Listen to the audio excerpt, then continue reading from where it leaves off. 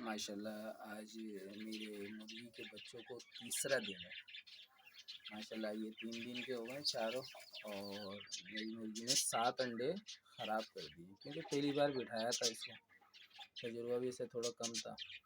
तो अब के इंशाल्लाह जो ब्रीडिंग पे इसको बिठाया जाएगा, तो इंशाल्लाह अज़ीज़ ये पूरे अल्लाह के हुक्म से निकालेगी इंशाल्लाह।